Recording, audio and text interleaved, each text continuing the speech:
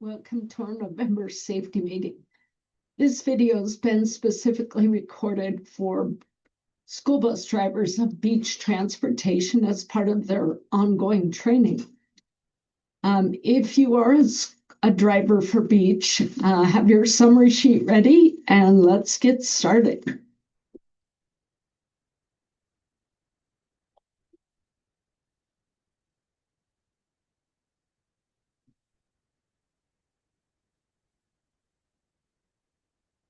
Okay. Since it's November, you can almost always expect a little reminder about winter driving. So we're going to talk about driving on the snow and the ice because this is what's in our near future. So we live in Montana. We've chosen, most of us, to live in Montana. Should be no surprise that in the month of November, December, January, February, March, this is kind of what our ground looks like. It can be very beautiful. It can be enjoyable. There's a lot of things you can do in the winter that you can't do in the summer.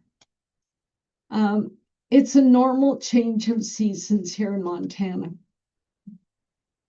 So I guess what you need to decide is that we live here and we need to accept what we have on the roads.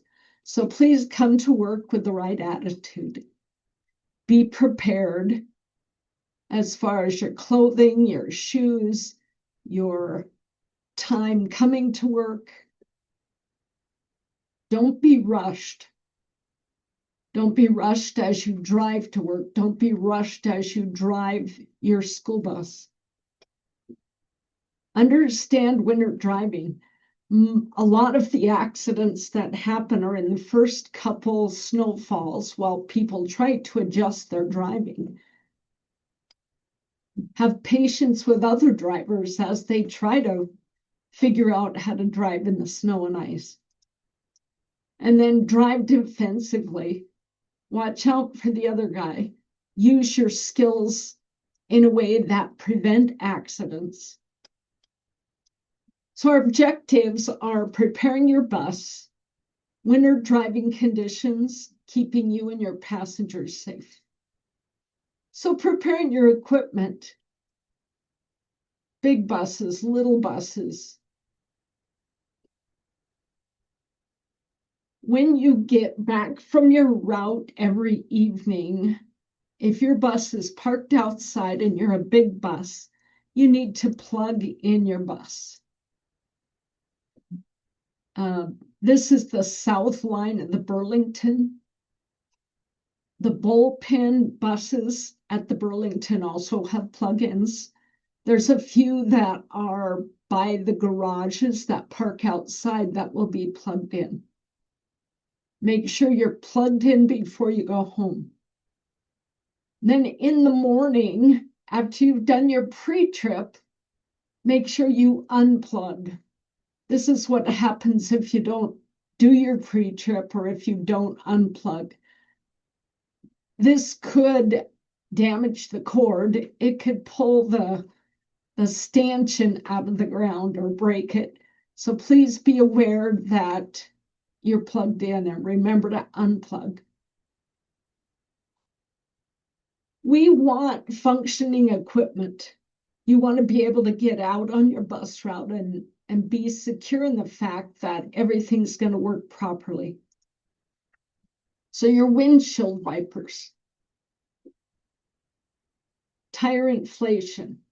You're going to run better, safer if your tires are at the proper inflation. At least half a tank of fuel so that when you get out there, you're not getting stuck someplace and then running out of fuel. Coolant leaks. That happens often, change of seasons. So watch for any leaks around the engine, radiator. Make sure your windows are clean, your mirrors are clean, and your lights are clean so that they can function properly. Clean your steps so they're not a sliding, tripping, falling hazard. Make sure your radio is on, so if we need to get in contact with you, you're able to hear that. Make sure your radio's working. Okay, snow removal. Now, we don't have a lot of days where our buses look like this, thank goodness. But snow removal is going to be very important if it's a big load like this or a little load. So make sure your windows are clear. The nose of your bus is wiped off so you don't have that glare and it's not blowing up onto your windows. One of the best tools you have if there's a lot of snow is your broom. Some drivers are clever and they cover their windows with a tarp or some sort of cover so they don't have to scrape ice, they don't have to get the snow off their windows. Make sure your bus is warm and ready to go. We have an idling policy, and that is in the winter, we do about a 15-minute warm-up. That should start getting your bus warmed up. And then as you drive, it's going to warm up quicker. If the roads are bad, think about if you need to leave a little early. We want to be to our first bus stop on time. So do you need to leave a little early to get to that first bus stop? Okay, warm up the bus no more than 15 minutes. And make sure your bus, when you're warming it up, when you're running it, that it's outside the building so that you're not putting the big carbon monoxide clouds in the building. Turn your defrost on before you load the students. They bring heat and moisture, and that tends to condense on the windows. Winter driving tends to give us a couple problems with visibility. Blowing snow, of course, but also we've just turned our clocks back and it's dark in the morning. These two things are going to be obstacles or hazards as we drive in the winter. So dark mornings, make sure your lights, like I said previously, are clean, have your lights on, and don't overdrive your lights. Don't go too fast that you can't see the hazards or the obstacles that are in front of you in the dark. As drivers come towards you, look to the side of the road to avoid those oncoming headlights because they will give you a little night blindness. Watch for other vehicles, hazards. Increase your following distance when it's dark. Slow down. Activate those warning lights early so that vehicles around you are prepared. Passengers in the dark mornings, sometimes you can't see them, can't see that they're at their bus stop. Have them use their cell phones to give you a little heads up. Fog is also a problem in the fall, in the spring. The problems with fog are similar to darkness, but they also cause a distortion of objects and distance. Oftentimes, you're not able to see your landmarks. You lose concept of where you are on your route. We're going to have to slow down. Don't overdrive your lights again. Use your low beams, not your high beams. Then communicate with your overhead ambers and reds early so that traffic can see you. It's also a good time to use your strobe light. Visibility, even in the daylight, can be a problem. Always use your headlights. If you have to stop to clear your windshield, do it in a safe spot. Oftentimes, if it's snowing, our windshield wipers will clog up with snow and you'll just get a big clog of snow going across your windshield. At that point, you're going to need to stop someplace safe and get the snow off your windshield wipers. In the daylight, when we've got sun and snow on the road and around you, wear sunglasses to reduce the glare off of that snow and ice. Then drive for conditions. If you came upon a road like this, there's a few things you can do. But first of all, what do your eyes tell you? Could be slippery, it could be icy. What's the temperature? A temperature will tell you if it's at freezing at that 32 mark, that's the most slippery time, is when it's starting to melt, but it's still frozen. If it's below that freezing mark, it usually is a little tacky and easier to drive on. If it's above that, then it's probably melting, and that could cause some problems too. How does the road feel under you as you drive? Is it slippery? Test your brakes, see what the road feels like. Okay, one of the conditions we drive on is snow, of course. Slowing down is a good option. Intersections may be slippery. Test your stopping ability before you get to the intersection. Say a half a block before the intersection, test your brakes. Know, however, that the intersections are more slippery than the road, the regular road.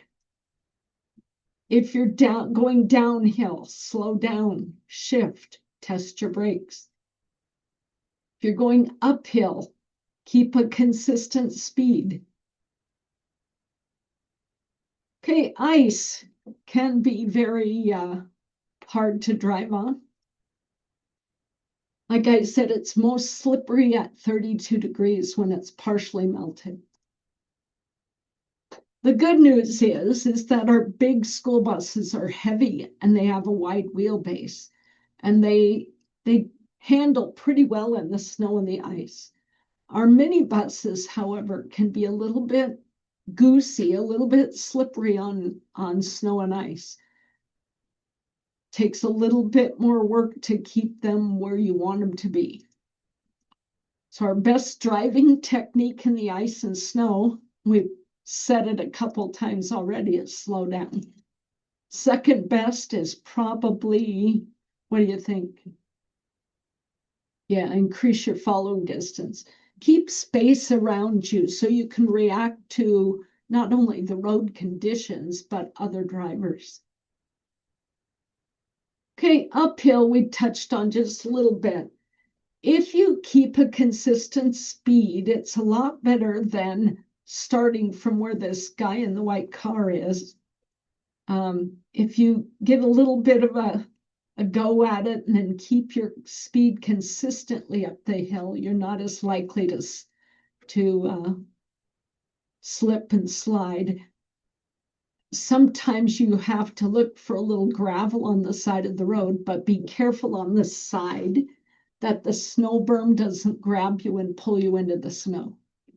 Those of you who drive a minibus, be careful on those cul-de-sacs or on those narrow roads that you go into, that the snow on the side of the road doesn't pull you in and get you stuck. When you're going downhill, gear down before you get to the top of the hill, go slow, and then watch for gravel on the side of the road to help you slow down or stop if things get out of control. If you can stay off your brake, It's helpful. Use kind of a stab brake. All of our buses have ABS, so they're going to do that stab braking for you. But be careful with your brakes going downhill. Biggest thing you want to do on the snow and ice is stay in control. Don't overdrive your skills. Don't overdrive the condition of the road. Be careful, slow down, be cautious. So speed, like we said, is a huge factor. You control the speed. You can slow things down. You can speed things up. Stay in control. Don't rush. We have some pretty tight routes this year. I would much rather have you be late than have you be stuck, have you slide off the road, have you get in an accident because you're rushing. If you get behind, don't try to make it up. A call to base is not always necessary if you're running late, unless you're over 10 minutes late. Once you get past that 10-minute frame, it's good to know so that when we get calls, we can let people know. Sometimes we'll call the school, but not until you're about 10 minutes late. So think about how much of your tires touch the ground. You've got about 8 inches, 9 inches to a foot of each tire that touches the ground. That's all the contact that you're going to make.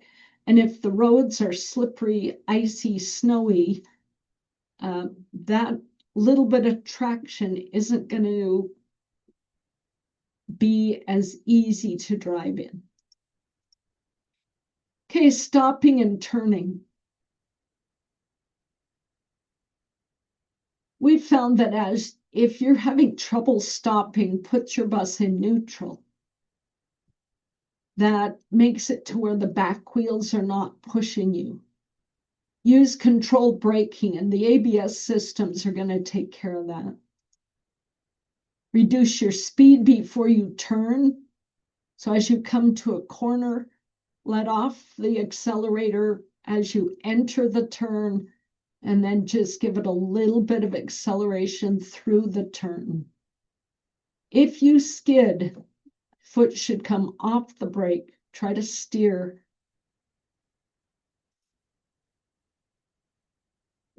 Like we said, following distance is probably your second best method of driving in snow and ice. Increase that distance so you can react to what's in front of you. Anticipate hazards. Anticipate cars pulling out, people walking across, intersections that are slippery. Think about lights and stop signs. React early to stop signs. Watch lights as they change. Try to anticipate that stale green light turning. Intersections are going to be slippery. And then other drivers who forget what it's like to drive in Montana in the winter. We've had a lot of people move into Missoula in the last couple of years from warmer climates. And oftentimes they struggle driving in the snow and the ice. Think about shady areas and bridge decks that might be a little more icy, more full of snow, that don't melt off during the day. Bridge decks that accumulate the moisture and become a little icy. Beware of your space. As the roads get more and more snowy, the plows push that snow to the edge of the road, and then cars are not able to park as close to the curb. That's going to inhibit your driving space. You may have to change how you get to your stops in some instances. Drive defensively. You should always be driving defensively, but in the winter, you need to do just a little bit more. Use the outside lane as much as possible to give yourself an escape. Scan well ahead of your bus. Figure out what's going on, what could happen. Expect people to pull out in front of you at intersections or not be able to stop at intersections. Expect those intersections to be slippery. Cover your brake, be prepared. Be patient and take your time. Other road hazards are snow clearing equipment. Give them access. You may need to follow them up the hill or on your bus route. Be thankful that they're out there. Give them lots of space because they're out there trying to help you. Be careful of what comes from behind these trucks and the plows. Oftentimes they'll flip gravel up onto your windshield. Stay back, give them room. Bicyclists here in Missoula are very common all winter long. They lose traction. They ride in the middle of the road because the bike lanes are full of snow. Yield to them because they're on their bikes. And I know that sounds kind of crazy, but if a bike and a bus have a collision, it's going to be the bike that loses. And we don't want to cause any problems with people riding their bikes. I know they cause problems for us, but animals in the winter sometimes will use the road because it's more clear. They don't follow the rules all the time, so watch for them. And then debris that falls from snowstorms, winds during stormy weather might cause some problems. So also on your bus route, watch your temperature gauge. If we have a good warm day and the cover-ups are on the front of those buses, your bus might overheat. In town, if you want your bus to warm up quicker, use second gear. That makes the RPMs go a little higher. It warms that engine up faster, and then your heater works faster. Bus stops might be tricky, and this is one thing I really want you to pay attention to, is that these little people that we transport can get in trouble when it gets snowy. Their bus stops become harder for them. They're standing up in the snow or back in the snow. They try to get out to the bus, maybe standing out on the road closer to the traffic. They might have to climb over snow berms, which might be slippery to get on or off the bus. Things you need to think about to make them safe.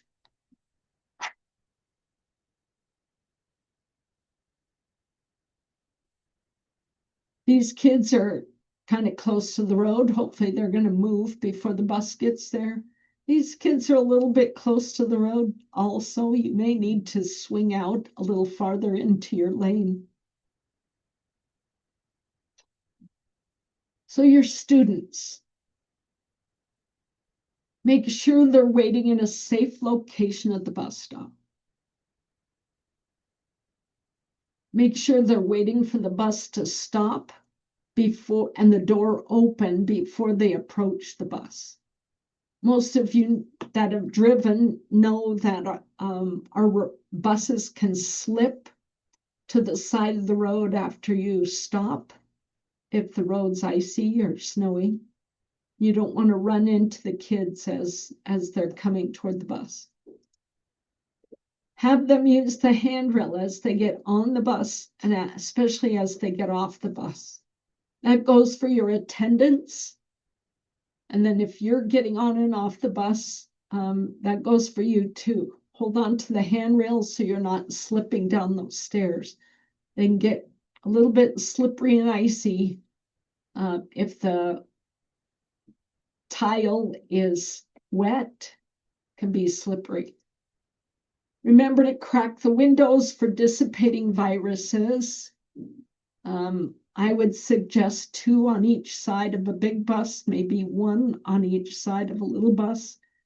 Help you avoid the colds and flus a little bit, but that means you're going to need to run the heater. Those of you who have an internal heater, wear layers, get down to your shirt sleeves, and allow the rest of the bus to be warm.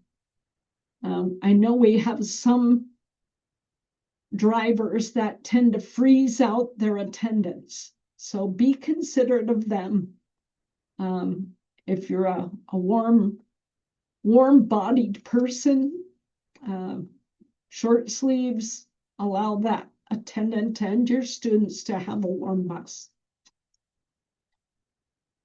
If you have a student in a wheelchair, consider where you park when you're picking up and dropping off that student. You can't sometimes you need to move that stop forward a little bit or backward to get to where that student can load safely. Remind the attendants as they work in your bus, as they're securing that wheelchair, that the floors may become slippery. They're going to bring, the wheelchair wheels are going to bring snow into the bus, and as that melts, it's going to make the floor slippery. Student management in the winter has its pros and cons. Usually in the morning, it's kind of dark. The kids are tired, sleepy. The afternoon, they may be a little bit wound up. But winter driving requires more focus on your part. Student discipline is more important now than it ever has been. Make sure that the students know the rules, they know your expectations, and that at times they're going to need to quiet down and give you a little chance to drive with more focus. You might be surprised at if you ask them, if you tell them what the conditions are on an especially bad day, they will help you. If you've developed that respect. To be safe, your students need to be seated properly. Hopefully you have assigned seats and you're enforcing that. You're enforcing seat belts. You, the bus driver, need to concentrate on driving the bus, not managing the students. There's your little darlings. All right. Sometimes we just can't avoid the problems that winter driving throws at us. You might have someone run into you, aside, in back. You may slide off the road. So let's talk about what happens, what you should do when those things potentially happen. So if you're in trouble, if possible, and it's not possible for this bus, but use the grit and a shovel to get you out. Do a little digging, get the snow away from the wheels, use the grit. Call for help on the radio. We have an amazing shop crew that, we should have a white truck because they ride up on the white horse and they help get your bus out of problems. But call for help. Use your hazards. You put the hazards on your bus. It's really good if you can put the emergency triangles out to warn traffic. You might want to think about turning your strobe on. Make your vehicle very visible to other vehicles so that they're not running into you, causing more problems. While you're outside your bus, be very cautious of other motorists. It's another good reason to have all your lights on, hazards, triangles out. And then never leave the students to go get help. I think we have a lot of equipment that can get us help.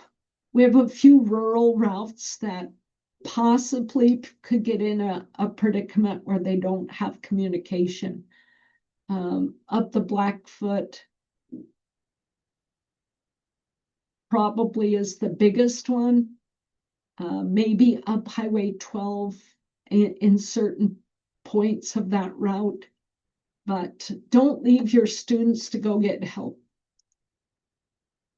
Make sure that if you're going to continue to run the bus, that your tailpipe's clear of snow. Open the window for a little ventilation so you're not getting carbon monoxide poisoning. Please don't get the students out to push your bus. It's probably good if you're not out pushing your bus.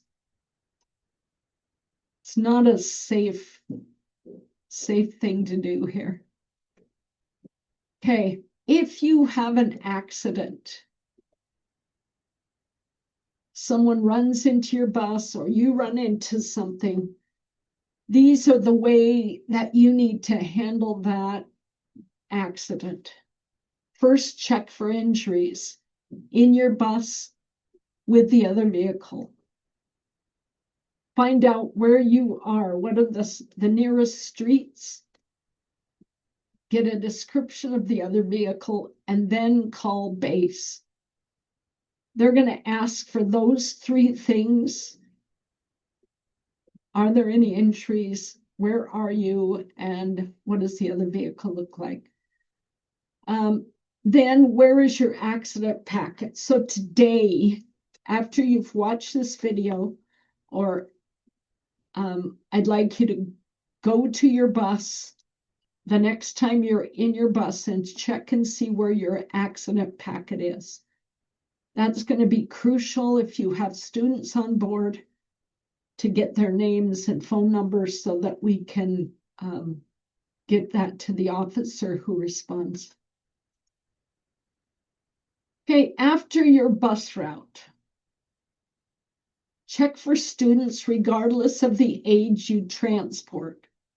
High schoolers can fall asleep just as easily as our little kindergartners. And with our high top seats, it's really hard to find or see them from your driver's seat. Walk through your bus. Check for instruments, cell phones, lost and found items. Some things should be taken off the bus in cold weather, like instruments, cell phones. Leave your bus ready for your next trip. And by that, make sure your steps are clean and clear of snow and ice. So use your broom, sweep off all the snow that the kids have stomped in. If it's icy, use the handle of your broom to kind of break up that ice and get it cleared off. Make sure you have at least a half a tank of fuel before you leave the office. Make sure your flag is down. And when you do that, walk through your bus, check your bus for kids. Disinfect your bus. I highly encourage you to use that disinfectant that's been provided. However, in the cold winter, when things are freezing, that freezes also. It's got enough water in it, or the disinfectant in it does freeze. So you might want to take that with you, leave it in the office, take it in your car, someplace where it's not going to freeze. So in summary, we don't want to have to drive in this kind of snow, but in summary, make sure your bus is ready to go on your bus route. It's warmed up. All the components work. There's no leaks. Windows are clear. Then drive for the conditions. Drive slow, drive careful, be watchful. Know what to do if you become trapped, if you get stuck. And then check your bus after your route. Make sure it's ready for your next route. Be prepared for winter, drivers. It will be here anytime now. We've had a little smattering of snow in the hills.